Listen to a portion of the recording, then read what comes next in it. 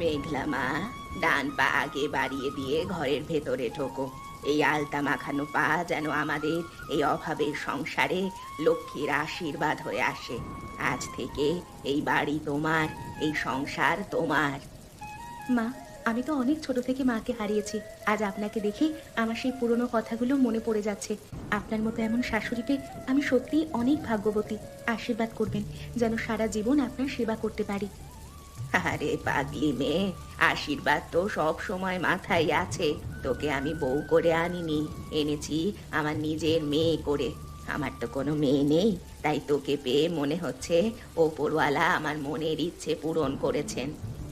আপনি এত সুন্দর করে কথা বলছেন যে আমার সব ভয় কেটে যাচ্ছে।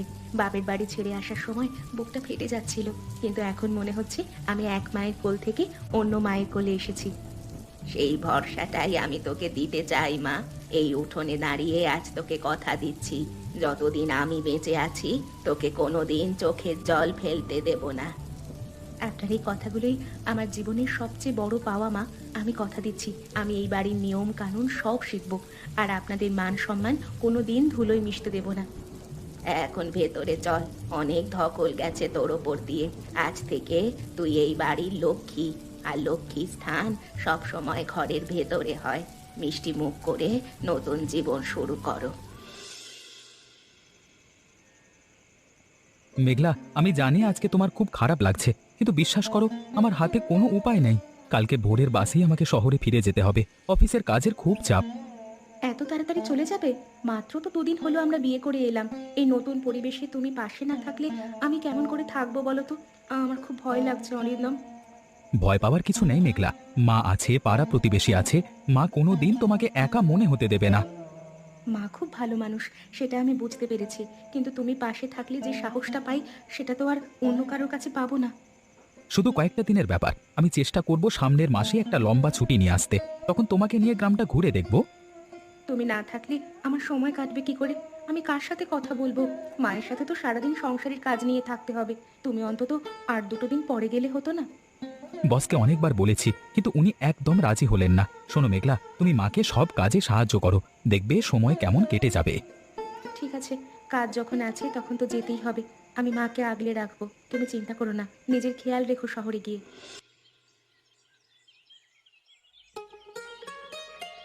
মেঘলা মা, আজ ভাবছি রান্নাঘরের দায়িত্বটা তোমার হাতেই দেব। বিয়ের পর তো অনেক দিন হাত গুটিয়ে বসে থাকলে, আজ দেখি তোমার রান্নার গুণ কেমন। আমি পাশে থেকে সব দেখিয়ে দিচ্ছি। মা, আমি তো সাধারণ কিছু রান্না জানি। আপনাদের এখানকার মতো অত মশলা দিয়ে বড় মাছের ঝোল কোনোদিন করিনি। যদি ভালো না হয় তবে আপনি হয়তো মনে মনে রাগ করবেন। ধুর পাগলি, রান্না হলো মনের ব্যাপার। নুন ঝাল একটু কম বেশি হলে আমি তো আছি। তুই শুধু চেষ্টা কর মা। ঠিক আছে মা, আপনি যখন বলছেন তখন আমি চেষ্টা করব। আজকে কি কি রাঁধতে হবে বলে দিন, আমি আনাজগুলো আগে কুটে নিই। এই তো, লক্ষ্মী মেয়ের মতো কথা।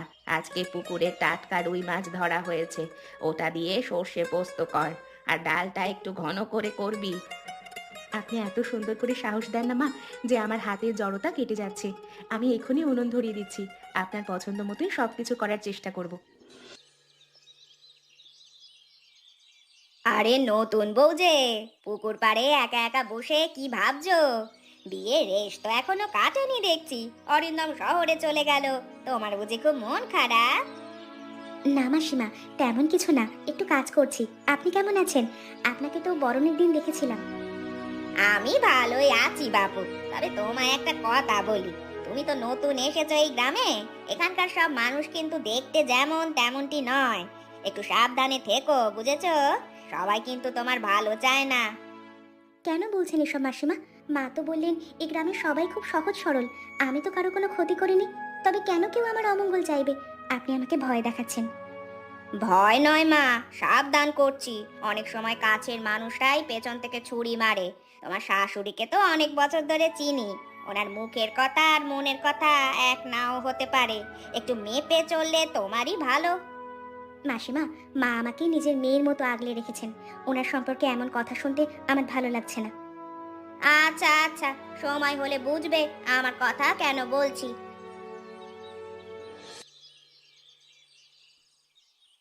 দিদি, তুমি তো এখানে নিশ্চিন্তে দাঁড়িয়ে আছো, কিন্তু বাড়িতে যে কি ঘটছে তার তো কোনো খবর রাখো না। তোমার নতুন বৌমাকে নিয়ে গ্রামে কিন্তু কানাকানি শুরু হয়ে গেছে। আমি নিজের চোখে যা দেখলাম তাতে আর চুপ করে থাকতে পারলাম না। কি বলছিস কাবেরী? মেঘলা তো খুব শান্ত মেয়ে, তুই কি এমন দেখলি যে এমন আজে বাজে কথা বলছিস? খোলসা করে বল তো দেখি। দিদি, তোমার ওই সাধের বৌমা কিন্তু ঠিক না। অরিন্দম নেই বলে ও মনে হয় সুযোগ খুঁজছে। আমি আজ পুকুর পাড়ে দেখলাম ও কার সাথে যেন ফিসফিস করে কথা বলছিল। বাইরে কারোর সাথে ওর মনে হয় চক্কর আছে। হ্যাঁ, এটা অসম্ভব কাবেরী। ও তো পুকুরে গিয়েছিল জল আনতে, আর ও তো এই গ্রামের কাউকে চেনেও না। ও কার সাথে কথা বলবে? তুই মনে হয় ভুল দেখেছিস। আমি কি আর কচি খুকি যে ভুল দেখবো? দিদি, বড় লোকের ঘরের মেয়েদের বিশেষ নেই। শহরে ওদের কত বন্ধু থাকে কে জানে। আমার বিশ্বাস হতে চাইছে না কাবেরী। ওর চোখে তো আমি কোনো ছলনা দেখিনি। তুই আমাকে বিপদে ফেলার জন্য এসব বলছিস না তো? আমি কেন দিদি তোমাকে বিপদে ফেলবো? আমরা তো সেই ছোটবেলা থেকে একসাথে বড় হয়েছি। আমি চাই না তোমার সোনার সংসারে কেউ আগুন দিক। তুমি বৌমাকে একটু চোখে চোখে রেখো, বেশি স্বাধীনতা দিও না, নয়তো পস্তাতে হবে। ঠিক আছে, তুই যখন বলছিস তখন আমি ব্যাপারটা তলিয়ে দেখব। তবে যদি তোর কথা মিথ্যে হয় তবে কিন্তু আমি তোকে ছাড়বো না কাবেরী। মেঘলা আমার মেয়ের মতো। বৌমা, তুমি সকালে অনেকক্ষণ বাইরে ছিলে। পুকুর পাড়ে গিয়ে কার সাথে অত কথা বলছিলে? আমাকে একবারও তো বললে না যে তোমার কোনো চেনা মানুষ এখানে এসেছে। আমি বাইরে কার সাথে কথা বলবো মা? আমি তো শুধু একটু বুনো শাক আনতে পুকুর পাড়ে গিয়েছিলাম। ওখানে কাবেরী মাসিমার সঙ্গে দেখা হয়েছিল। উনি নিজেই আমার সাথে কথা বলতে এসেছিলেন। এছাড়া তো আর কেউ ছিল না। মিথ্যে বলো না বৌমা, কাবেরী আমাকে সব বলেছে। ও দেখেছে তুমি চুপি চুপি কারো সাথে কথা বলছিলে। আমি তোমাকে ভালোবেসে মেয়ের জায়গা দিলাম, আর তুমি অরিন্দম নেই বলে এসব করে বেড়াচ্ছ। মা, আপনি কাবেরী মাসিমার কথা বিশ্বাস করছেন? উনি নিজেই আমাকে আজে বাজে কথা বলে ভয় দেখানোর চেষ্টা করছিলেন। আমি কোনো দোষ করিনি মা। আমি সারাদিন বাড়ির কাজ করি, কখন আমি বাইরে কার সাথে কথা বলবো? কাবেরী আমাদের পুরনো লোক, ও কেন মিথ্যে বলবে? তুমি তো কাল এসেছো। আমি তো মরা মানুষের চোখ দেখলেও বুঝতে পারি কে সত্য বলছে আর কে মিথ্যে। তোমার কান্না দেখে আমার মন গলবে না। খবরদার, আজ থেকে আমার অনুমতি ছাড়া একটা পাও ঘরের বাইরে যাবে না। মা, আপনি আমাকে এমন শাস্তি দেবেন না। আপনি কেন আমাকে সন্দেহ করছেন? কেউ হয়তো আপনার কান ভাঙাচ্ছে। কান ভাঙানোর মানুষ আমার চারপাশে অনেক আছে, কিন্তু আমার কান অত কাঁচা কান নয়। আমি যা দেখেছি আর যা শুনেছি তাতে আমার সন্দেহ পোক্ত হয়েছে। মা, আমি সব শুনেছি। তুমি কাকিমার কাছে গিয়ে মেঘলা বৌদির নামে কেন সব মিথ্যে কথা বললে? বৌদি তো খুব ভালো মানুষ, উনি তো কারোর সাথে কোনো কথা বলেননি। তুমি এসব কেন করছো মা? তুই ছোট বিক্রম, ছোটদের মতো থাক, বড়দের কথায় একদম মাথা গলাবি না। আমি যা করছি তা আমাদের ভালোর জন্যই করছি। ওই বউ এ বাড়িতে আসার পর গৌরীর খুব অহংকার বেড়ে গেছে, আমি সহ্য করতে পারছি না। মেঘলা বৌদি তোমার কি ক্ষতি করেছে মা? উনি তো তোমাকে সম্মান করেন। তুমি ওনাকে ওনার শ্বশুর বাড়ি থেকে সরানোর ষড়যন্ত্র করছো। এটা তো পাপ। আমি বৌদিকে সব বলে দেবো যে তুমি এসব রটিয়েছো। খবরদার, তুই যদি টু শব্দটি করেছিস তবে তোর জিভ কেটে ফেলবো। আমার হাড় ভাঙা খাটুনির সংসার এটা। আমি চাই গৌরী বুঝুক যে একা একা সব সামলানো কত কঠিন। মেঘলাকে বাড়ি থেকে সরাতে হবে, তবেই গৌরীর তেজ কমবে। হ্যাঁ, এটা ভুল হচ্ছে মা, তুমি অন্যায় করছো। কাকিমা মেঘলা বৌদিকে খুব ভালোবাসেন। তুমি তাদের মধ্যে বিবাদ লাগিয়ে দিয়ে কি শান্তি পাবে? অন্যের ক্ষতি করে কেউ কোনোদিন সুখী হতে পারে না মা। চুপ থাক, জ্ঞানের কথা শোনাস না আমাকে। শোন, আমি যা করছি তা একদম ভেবে চিন্তেই করছি। তুই শুধু নিজের কাজে মন দে আর আমার পথে আসিস না। আমি চুপ থাকবো না মা, আমি বৌদিকে বিপদ থেকে বাঁচাবো। তুমি যত ষড়যন্ত্রই করো না কেন, সত্য একদিন না একদিন সামনে আসবে। তখন কাকিমা যখন তোমার আসল রূপটা জানবে, তখন তুমি কোথায় মুখ লুকাবে? অত বড় বড় কথা বলিস না। আমার পরিকল্পনা না অনেক পাকাপোক্ত। মেঘলা নিজেই এ বাড়ি ছেড়ে পালাবে, দেখে নিস। এখন শুধু সময়ের অপেক্ষা।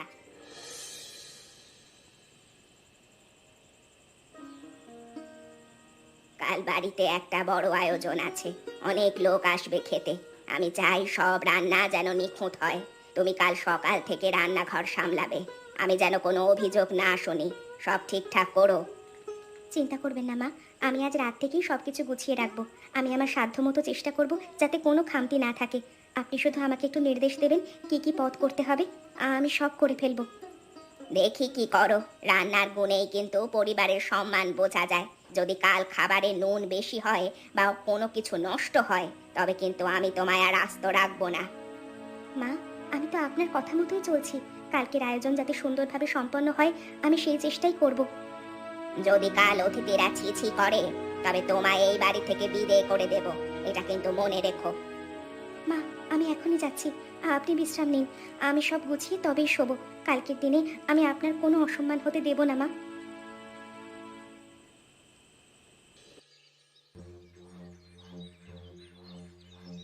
মেঘলা তো সব গুছিয়ে রেখে গেছে দেখছি। মশলার বাটিগুলো তো সুন্দর করে ঢাকা দেওয়া। এবার আমার আসল কাজ করার পালা। আজ এমন কিছু করব, সব দোষ পড়বে ওই মেয়ের ওপর। এই তো লবণের ডাব্বা। এই নাও নতুন বউ, তোমার হাতের জাদুর 12টা বাজিয়ে দিলাম। দেখি আজ অতিথিরা কিভাবে তোমার প্রশংসা করে। গৌরী তো রেগে আগুন হয়ে যাবে। লবণের এই বেশি পরিমাণ কেউ মুখে পর্যন্ত দিতে পারবে না। চল কাবেরী, আজকের মতো তোর কাজ শেষ। কারো মনে কোনো সন্দেহ জাগবে না।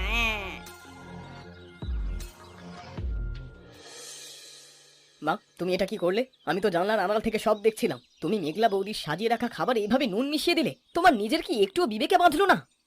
চুপ, একদম চুপ। তুই এখানে কি করছিস? কারো কানে যদি একটা শব্দও যায় না, তবে তোর আর আমার নিস্তার নেই। কাউকে বলবি না এটা। আমি যা করেছি তা ঠিকই করেছি। এটা অন্যায় মা, অন্যায়। তুমি এক নিরপরাধ মেয়ের ভবিষ্যৎ নষ্ট করছো শুধু নিজের হিংসার জন্য। আমি চুপ থাকবো না মা। তুই কি চাস তোর মা অপদস্থ হোক? আমি তো তোর জন্য, আমাদের জন্য করছি সবকিছু। গৌরীকে একটু শিক্ষা না দিতে পারলে ও আমাদের বাড়ির ওপর ছড়ি ঘোরাবে। তুই অন্তত নিজের মায়ের কথা ভাব। তোমার এই নোংরা কাজের ভাগিদার আমি হতে চাই না মা। তুই অনেক বেশি বাড়াবাড়ি করছিস বিক্রম। ঘরের কথা ঘরেই থাকবে। যদি তুই কাউকে বলিস, তবে আমি বিষ খেয়ে মরে যাব। তখন কি তুই খুশি হবি? তুই আমার একমাত্র ছেলে, আমার পাশে থাকবি নাকি ওই বাইরের মেয়েটার পাশে থাকবি? তুমি এই আবেগ দিয়ে আমাকে আটকাতে পারবে না মা। অন্যায় সবসময় অন্যায় থাকে। তুমি অনেক নিচু কাজ করেছো মা। যা খুশি কর, কিন্তু মনে রাখিস, মা যদি বিপদে পড়ে তবে তুইও কিন্তু বাঁচবি না। এখন চল চল এখান থেকে। এ কি রান্না করেছো তুমি বৌমা? মুখেই তো দেওয়া যাচ্ছে না। সব তরকারিতে এত নুন যে মনে হচ্ছে সমুদ্রের জল ঢেলে দিয়েছো। আর মশলার গন্ধে তো বমি আসছে। তুমি কি মানুষ নাকি অন্য কিছু? মা, এই আপনি কি বলছেন? আমি তো খুব সাবধানে রান্না করেছি। আমি প্রত্যেকটা খাবারে মেপে মশলা দিয়েছি। হ্যাঁ, এমন খারাপ হওয়ার তো কথা নয়। আমি নিজে একবার চেখে দেখি তো। আবার আদিক্ষেতা করে চেখে দেখা হচ্ছে। তুমি ইচ্ছে করে এটা করেছো বৌমা। তুমি চাও অতিথিদের সামনে আমার মাথা নিচু করতে। আমার এই দীর্ঘদিনের মান সম্মান তুমি এক নিমেষে শেষ করে দিলে। কেন কেন করলে এটা? মা, মা বিশ্বাস করুন, আমি কোনোদিন এমন ভুল করি না। আমি সব খাবার যখন রান্না করে ঢেকে রেখেছিলাম তখন সব ঠিক ছিল। আমি জানি না মাঝখানে কি হয়েছে। আমি কোনো পাপ করিনি মা। কোনো পাপ করনি? তাহলে খাবারগুলো কি ভূতে এসে বিষিয়ে দিয়ে গেল? আমি তোমাকে বিশ্বাস করে ভুল করেছি। অরিন্দম নেই বলে তুমি যা খুশি করছো। আজই আমি অরিন্দমকে খবর দিয়ে বলবো তোমাকে এই বাড়ি থেকে নিয়ে যেতে। তোমার মতো বউ আমার দরকার নেই। মা, আপনি এভাবে আমাকে তাড়িয়ে দেবেন না। আমি সত্যি বলছি, কেউ হয়তো ইচ্ছা করে আমার খাবারে এসব মিশিয়েছে। আমি তো কাল রাতে সব তৈরি করে রেখেছিলাম। আমাকে একটা সুযোগ দিন মা। আর কোনো সুযোগ নেই। অতিথিরা ক্ষুধার্ত হয়ে বাড়ি ফিরছে, আর তুমি বলছো সুযোগ দিন? লজ্জায় আমার মাথা কাটা যাচ্ছে। তুমি আমার বংশের কলঙ্ক। যাও যাও এখান থেকে। আমার দু চোখের সামনে আর আসবে না। কাকিমা, একটু শুনবেন? আপনি মেঘলা বৌদিকে শুধু শুধু বকা দিচ্ছেন। দোষ মেঘলা বৌদির না। আমি জানি রান্নাঘরে কি ঘটেছিল। আমি সব নিজের চোখে দেখেছি। বৌদি কোনো ভুল করেনি। কি বলছিস বিক্রম? মেঘলা রান্না করেনি? তবে কি তুই রান্না করেছিস? ওর হাতেই তো সব ছিল। ও নিজেই স্বীকার করেছে খাবার খারাপ হয়েছে। তুই কেন ওর পক্ষ নিয়ে কথা বলছিস?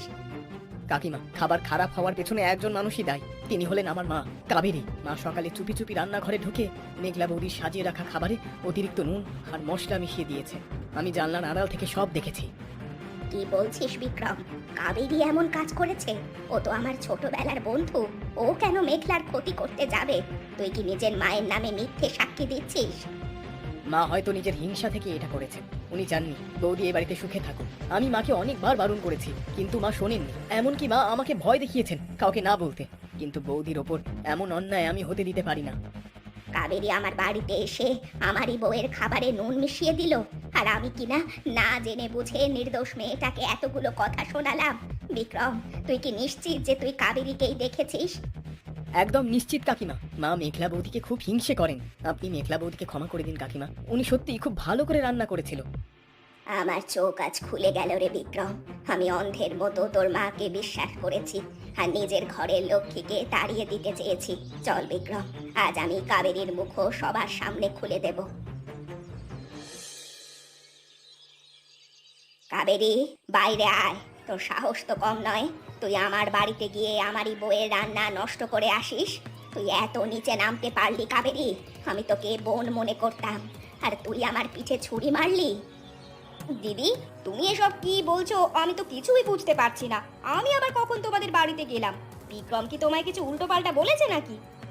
বিক্রম মিথ্যে বলছে না, ও সব নিজের চোখে দেখেছে। তুই কেন মেঘলার ক্ষতি করতে চাইলি? মেয়েটা তো তোর কোনো অপকার করেনি। তুই নিজের হিংসে মেটানোর জন্য আমার মান সম্মান নিয়ে ছিনিমিনি খেললি। লজ্জা করে না তোর? দিদি, দিদি আমি ভুল করেছি। আমি মেঘলার সুখ দেখে নিজেকে সামলাতে পারিনি। আমার ঘরে কোনো শান্তি নেই, আর তুমি নতুন বউ নিয়ে কত হাসি খুশি ছিলে। সেই রাগ থেকে আমি ওসব করেছি। আমায় তুমি ক্ষমা করো দিদি। ক্ষমা তোকে আমি কোনোদিন করব না কাবেরী। তোর জন্য আমি আমার নির্দোষ মেয়েটাকে কত অপমান করলাম, কত কটু কথা শোনালাম। তোর মতো কুটিল বন্ধু থাকার চেয়ে না থাকা অনেক ভালো। আজ থেকে আমাদের সম্পর্ক শেষ। দিদি, দিদি আমি হিংসায় অন্ধ হয়ে গিয়েছিলাম। মেঘলা অনেক ভালো মেয়ে। আমি ওর নামে পুকুর পাড়ে আজে বাজে কথা রটিয়েছিলাম। ও আসলে কারো সাথেই কথা বলেনি। আমি সব সাজানো নাটক ছিল। তুই যে এত বিষাক্ত তা আমি জানতাম না কাবেরী। তোর নিজের ছেলেই তোর নামে বিচার দিয়েছে, কারণ সে সৎ। তোর মতো মানুষের সাথে বাস করাও পাপ। চল বিক্রম, মেঘলা মায়ের কাছে আমাকে মাফ চাইতে হবে। গৌরী দিদি, দয়া করে পাড়ার লোকেদের বলো না, আমার মান থাকবে না। আমি নিজের ভুল বুঝতে পেরেছি, দয়া করো।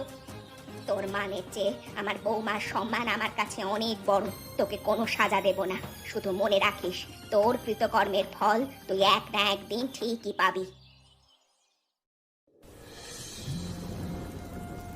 মা মেঘলা, আমাকে ক্ষমা করে দে মা। আমি বড় বড় কথা বলে তোকে অনেক কষ্ট দিয়েছি। নিজের ভুলটা বুঝতে আমার অনেকটা দেরি হয়ে গেল। আমি তোকে অবিশ্বাস করে নিজেরই অমঙ্গল ডেকে এনেছিলাম। মা, আপনি ওসব বলবেন না। আপনি আমার মা। আমি আপনার ওপর কোনো রাগ করিনি। আপনি পরিস্থিতি দেখে যা ভেবেছিলেন তা যে কেউ ভাবতো। আপনি সত্যিটা বুঝতে পেরেছেন, এটাই আমার কাছে অনেক। মা, আমি সব শুনলাম। মেঘলা কি তবে সত্যি এখানে অনেক অশান্তিতে ছিল? আমি না থাকাতে ও একদম একা হয়ে গিয়েছিল। সত্য কখনো লুকিয়ে থাকে না মা, আর আজ সেটা প্রমাণ হলো। হ্যাঁ বাবা, মেঘলার কপাল ভালো যে বিক্রম সব দেখে ফেলেছিল। নয়তো আমি হয়তো এই লক্ষ্মীকে বাড়ি থেকে তাড়িয়ে দিতাম। আজ থেকে আমি তোকে কথা দিচ্ছি মেঘলা, কেউ কিছু বললে আমি আগে আমার বৌমার কথা শুনবো, তারপর অন্য কারো। আমাদের ঘরটা যেন এই বৃষ্টির মতো সব গ্লানি ধুয়ে মুছে পরিষ্কার হয়ে গেল মা। আমি চাই আমরা সবাই মিলে মিলেমিশে সুখে থাকি। আপনি আমার মাথায় হাত রেখে আশীর্বাদ করুন, যেন আমি সব সময় আপনাদের পাশে থাকতে পারি। আশীর্বাদ তো সব সময় আছে মা। আজ থেকে তুই এই বাড়ির শুধু বউ না, তুই আমার রাজরানী। অনুষ্ঠানে রান্না খারাপ হয়েছে তো কি হয়েছে, আমরা সবাই মিলে আজ আনন্দ করে আবার রান্না করব, আর সবাই একসাথে খাবো। ঠিক বলেছ মা, আজকের খাবারটা হবে বিজয়ের ভোজ। মেঘলা, চলো আমরা আবার শুরু করি। আমাদের সংসারে শান্তি ফিরে এসেছে, এটাই সব থেকে বড় পাওনা। আজ ঘরে শান্তি ফিরে এসেছে। মেঘলা মা, চল ভেতরে যাই। এমন মজার মজার গল্প দেখতে আমাদের চ্যানেলকে সাবস্ক্রাইব করতে ভুলবেন না।